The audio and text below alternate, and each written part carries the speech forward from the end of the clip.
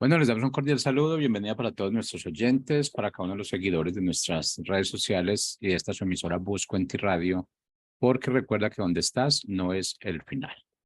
Continuando con nuestra programación, contamos con la presencia del pastor Iván de la iglesia La Congregación Redemption, que en Bucaramanga, en su segmento Tres Milagros antes del desayuno. Así que, pastor Iván, bienvenido, ¿cómo está?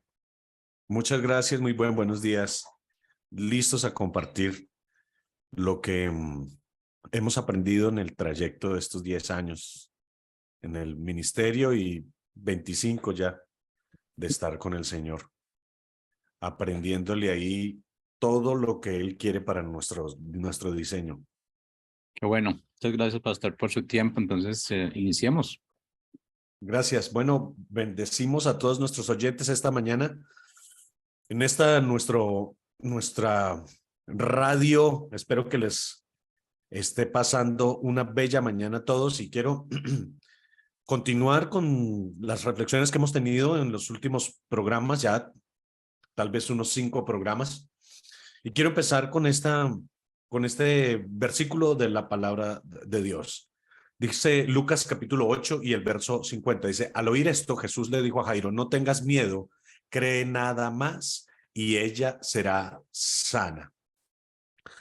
Y en el programa pasado estábamos hablando acerca de la mentalidad, la creencia, la estructura de nuestras ideas que pueden manifestar los milagros o pueden más bien estorbarlos. Para mí, por ejemplo, en un escenario de tiempo en el que nosotros estamos viviendo como seres, como criaturas humanas, creo que ya los milagros ya ocurrieron. Creo que Jesús ya nos entregó todos los milagros que nosotros necesitábamos y que más bien es una cuestión de manifestarlos. Creo que es una cuestión ya de creerlos. Creo que es una cuestión ya de correr la cortina y darnos cuenta que tras esa cortina de tiempo, Dios ya nos proporcionó todas las cosas que nosotros necesitamos. Vivimos en necesidad porque se nos es difícil manifestar, se nos es difícil traer, se nos es difícil entender que el inventario de todas las cosas buenas está completo. No hay cosas que le hagan falta a la criatura humana, pero el mundo ha querido con insistencia, la sociedad del globalismo ahora mismo ha querido con insistencia hacernos pensar que la Tierra, por ejemplo, es insuficiente en cuanto a espacio o en cuanto a cantidad de alimento. Entonces, están corriendo hacia la eliminación de la mayor cantidad de seres humanos que se pueda. Bueno, ahí lo vimos en un par de años atrás, con un intento bastante chapucero de disminuir la población mundial. Bastante chapucero, digo, porque ahora ya salen todos los estudios, han salido los médicos, algunos en Japón muy serios, en Estados Unidos, en Alemania, demostrando que la solución que propusieron a el virus, el 19, no era tan segura. Es más, resulta ser más, como dicen aquí en Colombia, es más grave la cura que la enfermedad, dice por ahí una canción. Entonces nos han querido decir, nos han querido inocular.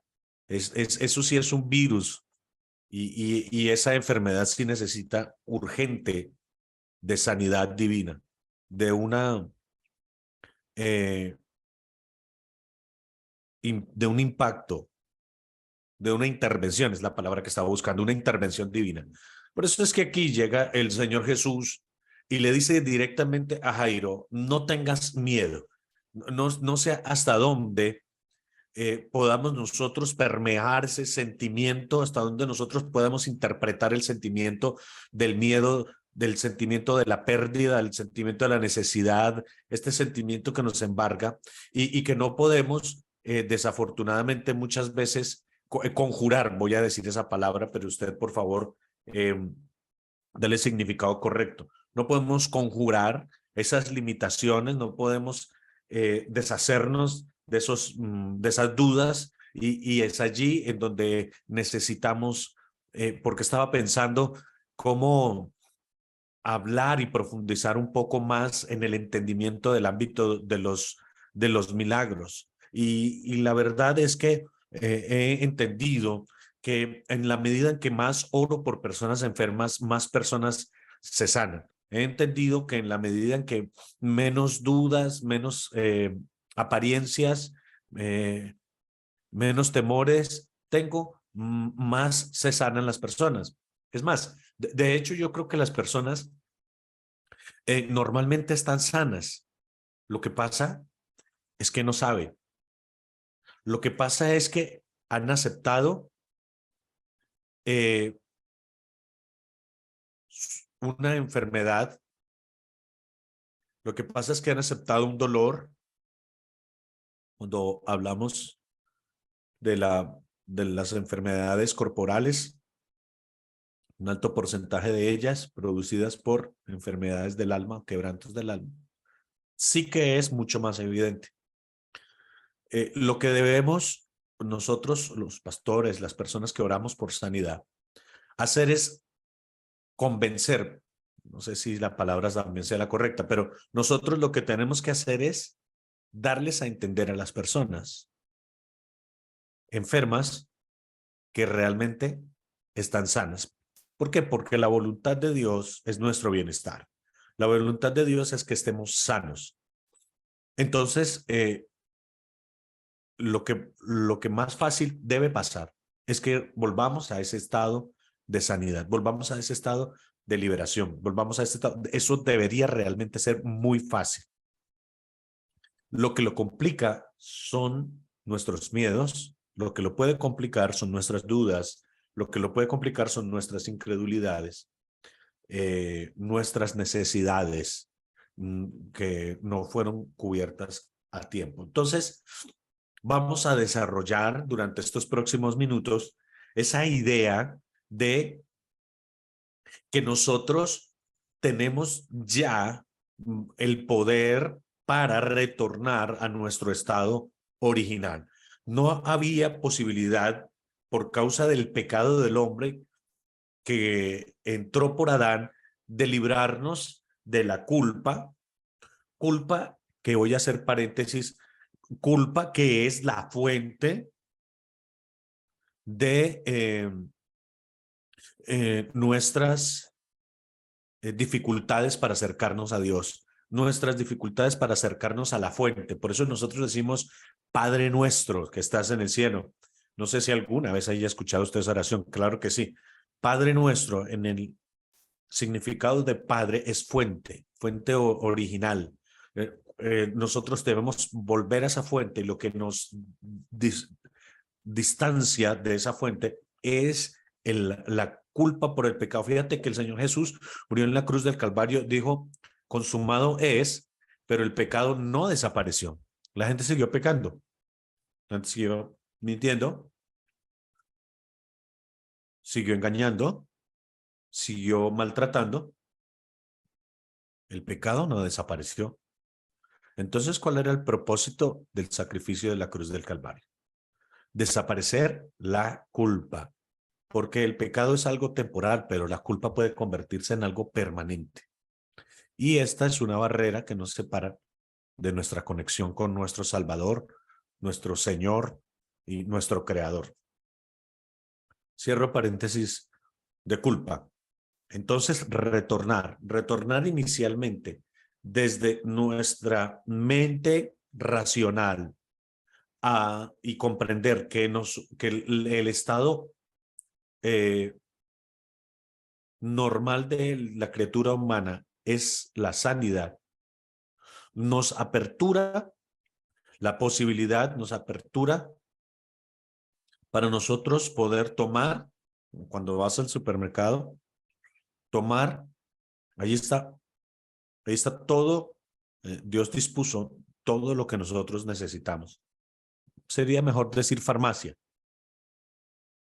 Hay una farmacia que Dios dispuso para que nosotros podamos tomar lo que necesitemos. La puerta de la farmacia se abrió con la calificación, autorización que nos deja entrar a esa farmacia por causa de la obra de la cruz.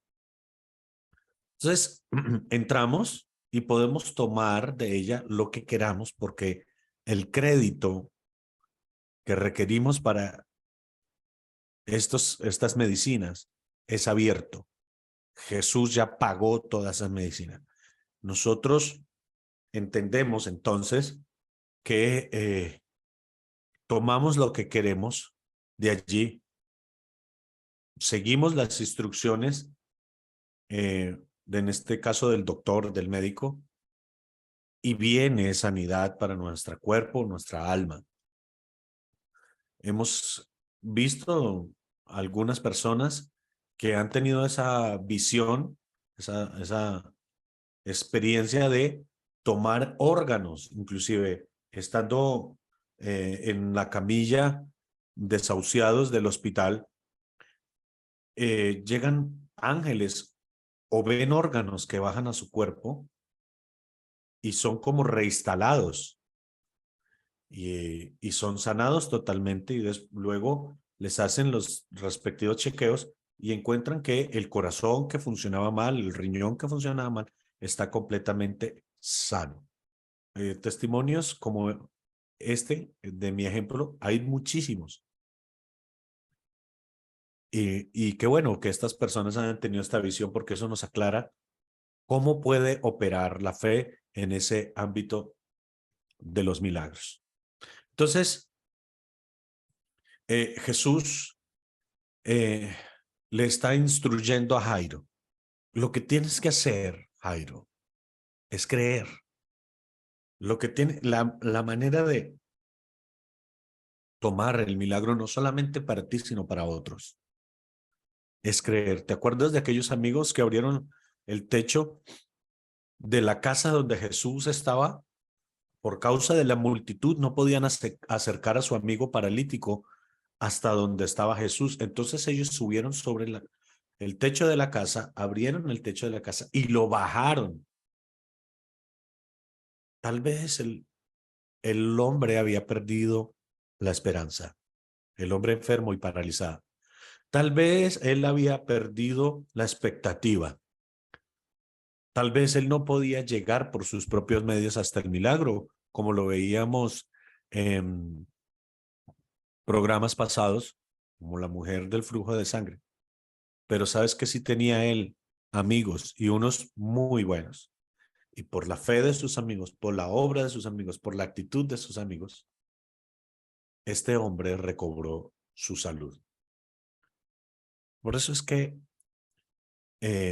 yo me resisto a dejar a las personas que se acercan a nosotros, a nuestra comunidad Redemption acá en Bucaramanga, sin por lo menos la información. Hay quienes su incredulidad los aleja de la propuesta que hacemos de conocer a Dios y de conocer el deseo de traernos bienestar. Y se alejan otra vez a lo conocido. Pero si todos pudiéramos entender cómo funciona la fe, cómo funcionan los milagros, seguro que tendríamos una vida mucho más plena. Porque si algo que nos quita la felicidad, vamos a decir, es un cuerpo enfermo, un alma enferma. Marcos capítulo 9, el verso 23, quiero poner un nuevo ejemplo. Jesús le dijo, no digas a un hombre que había traído a su muchacho bastante enfermo, más serio, endemoniado. Jesús le dijo, no digas si puedes hacer algo, sino que todo es posible para el que cree. Verso 24 de Marcos capítulo 9 dice, enseguida el papá del muchacho gritó muy fuerte, creo, pero ayúdame a creer aún más. El muchacho había perdido por completo la razón. Y su papá lo llevó a de los discípulos de Jesús. En ese momento Jesús se encontraba en una reunión mucho más interesante, en el monte de la transfiguración. Pero al retornar se da cuenta que sus discípulos no han podido sanar al muchacho, liberar al muchacho. E interviene Jesús. Pero Jesús, viendo la situación, tiene una consulta y tiene una enseñanza para el hombre. Y lo quiere confrontar con la duda. Lo quiere confrontar con la situación que lo puso en esto. Y le dice, no digas si puedes hacer algo. ¿No te ha pasado que vienes a orar, que vienes a pedirle al Señor sanidad de tu cuerpo, que quieres y requieres un milagro? Bueno, últimamente he estado centrándome en la sanidad del cuerpo, pero vamos a decir milagro mejor. Pero le dices al Señor, si puedes hacer algo, si quieres hacer algo. Claro que hay personas que no se sanan. Claro que hay milagros que no ocurren, por lo menos no en el momento que nosotros deseamos. Pero nuestra creencia sí debe ser una creencia inocente y debe ser una creencia firme. Nunca hasta hoy, en los años que llevo de caminar con el Señor, he quedado en frustración por la expectativa de un milagro. He tenido momentos en donde hemos tenido que resistir más tiempo de lo que esperábamos, de lo que pensábamos, pero siempre terminamos por ver el precioso fruto de la espera en Dios, el precioso fruto de creerle a Dios. De una u otra manera, Dios siempre encuentra la forma de sorprendernos, la forma de hacer ver su amor para con nosotros. Esa espera no es otra cosa que la prueba de nuestra persistencia y la prueba de nuestra fe. La salud en nuestro cuerpo, el bienestar en nuestro cuerpo, la provisión en nuestras finanzas o cualquier otro milagro que tú estés requiriendo es producto de la responsabilidad o la estabilidad, inclusive en las emociones, es producto de la responsabilidad que nosotros asumimos con el equilibrio. Vamos a decir, las personas que no conocen al Señor y tienen un buen estado en finanzas, tienen un buen estado espiritual, emocional, porque el que no conoce al Señor no puede estar bien espiritualmente, tienen un cierto equilibrio emocional. Es porque se ha hecho responsable de una buena gobernanza de esos aspectos, de esas áreas de su vida. Pero también quiero decir que en este ámbito de los milagros, y voy a hablar como iglesia, pero también eso se traslada al ámbito del individuo, también es responsabilidad. Es responsabilidad, sobre todo para la iglesia, es tener establecida gobernanza sobre las áreas del cuerpo, las áreas físicas de sus individuos que la componen, de sus células, vamos a decir así. Es decir, nosotros lamentablemente muy reiterado vemos que el cáncer está haciendo estragos en nuestras familias. Es nuestra responsabilidad detener esa enfermedad. Es un área de nuestra responsabilidad, un área de nuestro resorte. Por lo tanto, la sanidad en la persona es producto de que nosotros nos sentimos con la capacidad de trabajar esa área y de equilibrarla. En las finanzas vamos a hablar de la prosperidad. Muchas puertas se abren para el impío porque él engaña, miente, traiciona y aprovecha todos los medios que tiene para ganar. Y parece que el Hijo de Dios está limitado y que no puede utilizar todas esas herramientas para sacarles provecho. Pero aunque no tiene autorización para usar esas herramientas, no está en desventaja, porque lo que tiene no es menos poderoso, sino todo lo contrario. ¿Qué ocurre? Que no nos hacemos responsables de esa área como iglesia. No nos hacemos responsables de esa área como individuos. En los tiempos del Señor Jesús, en Hechos de los Apóstoles, un poco después de la iglesia primitiva, no había personas con necesidad dentro de ella, porque todos tenían el compromiso de el que tenía mucho compartir con el que no tenía, pero el que no tenía también tenía la responsabilidad de asumir una buena administración de las posibilidades de los bienes que ponían en sus manos.